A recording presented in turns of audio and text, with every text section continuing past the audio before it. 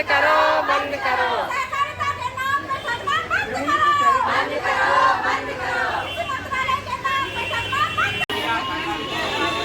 Hello दोस्तों, नमस्ते, प्रणाम।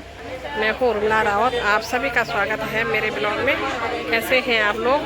आई होप आप बहुत ही बढ़िया स्वस्थ और मस्त होंगे। तो दोस्तों, इस समय मैं LUCC धरना प्रदर्शन श्रीनगर गढ़वाल पीपल चौरी में आ रखी हूँ और धरना का 88वां दिन है। 88 दिन हो चुके हैं और यहाँ पे देखिए जो मातृशक्ति पीड़ित हैं LUCC से, वो अपने बच्चों को लेके यहाँ पे पहुँच रखी हैं। और ये देखिए यहाँ पे ये आ रखी यहाँ पे बच्चों को लेके, और ये सभी पीड़ित मातृशक्ति हैं।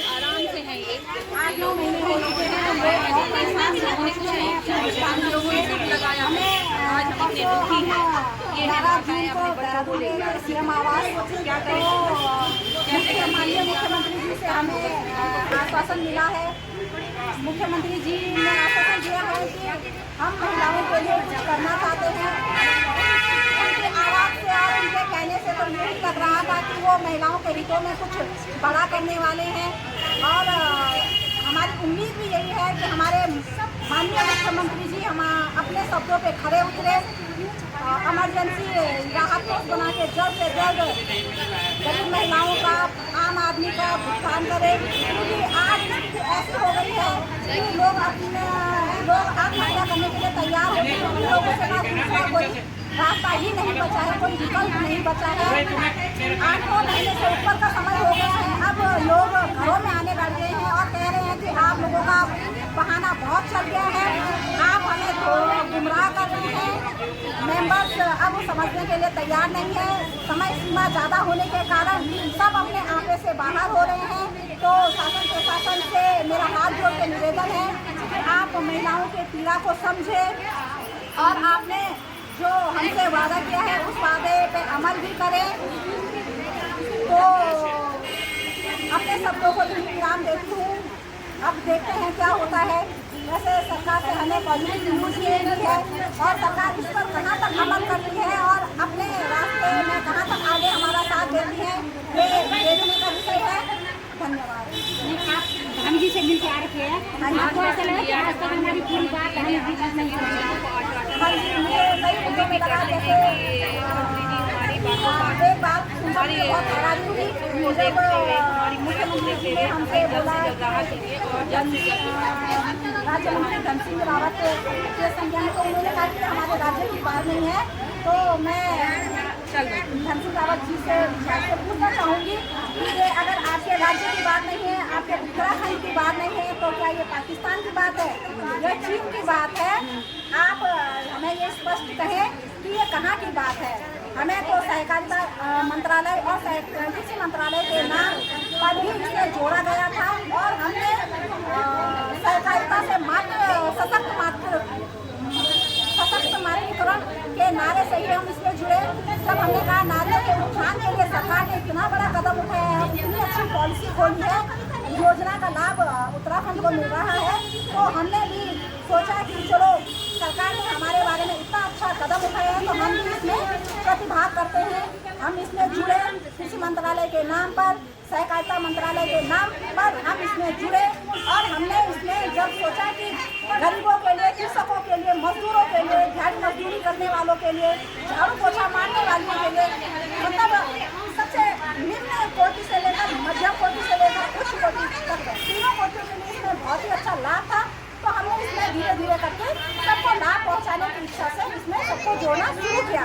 लेकिन आज जो हमारी ये निस्वार्थ भाव की जो सेवा थी, आज हम लोगों पर ही भारी पड़ गई है ना। हमने लोगों के भला करने के उद्देश्य से इसमें जुड़े थे। हमने इसमें खुद का निवेश भी किया और औरों से भी निवेश कराया गरीबों का भला चाहने के लिए। जब हमने इसमें पूछा भी कि इसमें इतना अधिक ब्याज क्यों दिया जा रहा है, तो हमें सोसाइटी की तरफ से अचीवरों के द्वारा, ब्रांच मैनेजरों के द्वारा और सोसाइटी के द्वारा ये बताया गया कि ये टैक्स फ्री योजना है, हमें इसके लिए सरकार को कोई टैक्स नहीं देना पड़ता है, तो इसका सीधा फायदा मेंबर को और एजेंटों को मिलता है। तो जब हमने ये बात सुनी तो हमें बहुत ही अधिक खुशी हुई। तो हमने सोचा जब हमें सरकार ने इतनी अच्छी योजना हमारे देश में निकाली है, हमारे राज्य में निकाली है, तो क्यों ना क्यों हर गरीब को इससे जोड़ा जाए, हर निर्धन व्यक्ति को इससे जोड़ा जाए। और इसी उद्देश्य से इसमें कोई हमारा अपना स्वार्थ नहीं था और कोई लोभ नहीं था। हमने तो सरकार की योजना को ध्यान में रखते हुए, अगर देखो हमारे देश में या हमारे राज्य में ये योजना नहीं आती तो हम पाकिस्तान या विदेश जाती तो इसमें लालच नहीं करते ना। कई लोग बोल रहे हैं कि तुमने इसमें लोभ किया, बड़ा कमीशन खाया, विदेश घूमने गए। तो मैं उन लोगों को भी जन सामान्य से बोलना चाहती हूँ, थोड़ा अपने दिमाग पर जोर लगाए। ये योजना जब हमारे राज्य में आएगी, हमारे देश में आएगी, तभी हम इसमें जुड़े, है ना। पाकिस्तान जाके, चीन जाके या अमेरिका जाके हम इसमें नहीं जुड़े। हमारे देश में जब ये योजना लागू हुई तभी हम इसमें जुड़े। तभी चाहे कोई विदेश गया, चाहे कोई अपने देश में रहा, चाहे किसी ने मोटा कमीशन खाया, चाहे किसी ने गरीबों के भले के बारे में सोचा, तभी सोचा जब सरकार इस योजना को हमारे राज्य में, हमारे देश में लागू किया। तो मैं शासन प्रशासन से अपने मुख्यमंत्री जी से यही निवेदन करती हूँ कि आप हम लोगों के बारे में आपने बोला है कि मैं महिलाओं के दुख को संज्ञान में लिया है मैंने, और मैं महिलाओं में अपने कुछ करना चाहता हूँ। तो मुख्यमंत्री जी से यही निवेदन है कि जो आपने कहा है उसको जल्द से जल्द अमल में लाए, नहीं तो कई महिलाएं इसमें आत्मदाह कर लेंगी। लोग बहुत परेशान हो चुके हैं। अब लोग किसी पर भी विश्वास नहीं करेंगे। कितने आलम बता रहे हैं? हमारे देश में अगर कोई भी योजना आ गई, किसी भी योजना पे हमारे जो जन सामान्य हैं, जो महिला वर्ग है, जो पीड़ित लोग हैं, कोई भी आपकी किसी भी योजना पे विश्वास नहीं करेगी। तो आप सरकार से यही निवेदन है कि जल्द से जल्द सबका भुगतान करने की कृपा करें। धन्यवाद।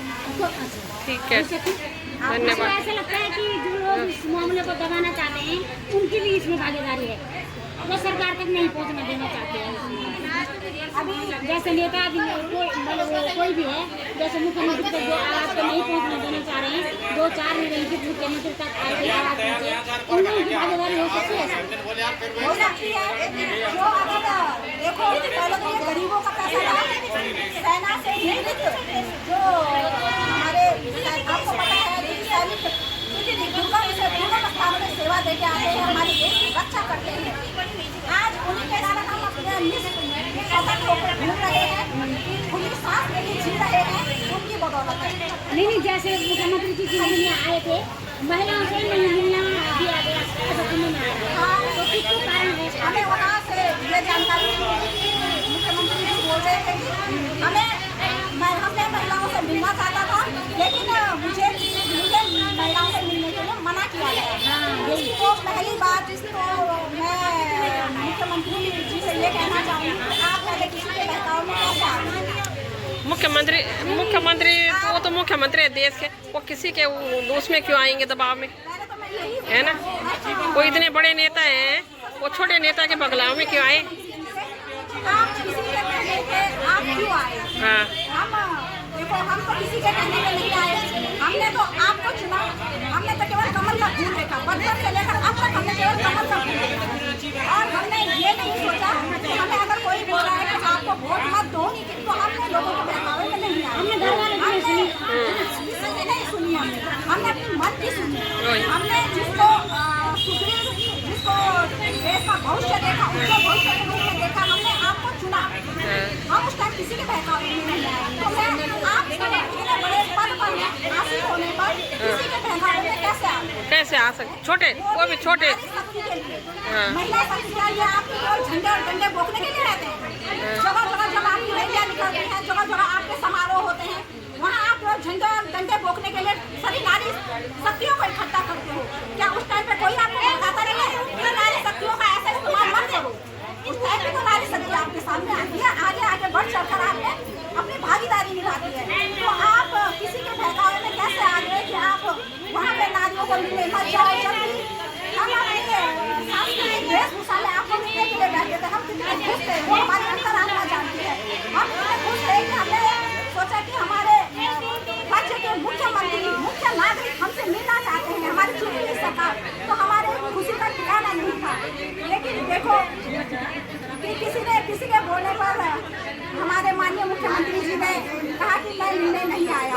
ऐसे कैसे हो सकता है?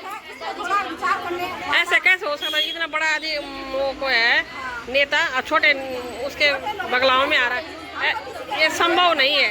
हमने जब वोट दिया तो हम किसी के बहकावे में नहीं आए। ये हमने अपने घर वालों के लिए चुने। नहीं, ऐसी बातें संभव नहीं है जो हमने देश का भविष्य देखा, हमने एक जिम्मेदार नागरिक को चुना, तो आप अपनी जिम्मेदारी से कैसे मुकर गए? ये मेरा प्रश्न है। और चलो जो कुछ हो गया, लेकिन अब जो मेन जिम्मेदारी है तो माननीय मुख्यमंत्री जी से मेरी यही अपील है कि गरीबों का जल्द से जल्द भुगतान करें।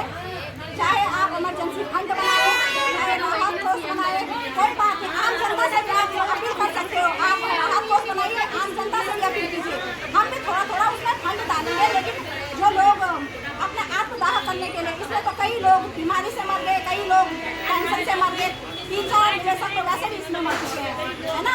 कुछ उनको बीमारी ने खाया, कुछ उनको रोग ने खाया, कुछ टेंशन है। कुछ लोगों ने परेशान किया, बोलना ही था। जिसकी खून पसीने की परेशान कमाई हुई वो कोई पकड़ेगा, तो उन्होंने एजेंटों को परेशान किया और एजेंटों ने कुछ बीमारी से और कुछ टेंशन से खत्म हो गया, है ना। तो मैं यही निवेदन करूँगी, जल्द से जल्द सभी गरीबों का, सभी जो एजेंट है एजेंटों का इस मामले में जल्द से जल्द ठोस कदम सरकार उठाए और सबका भुगतान करे। धन्यवाद। होश में आओ।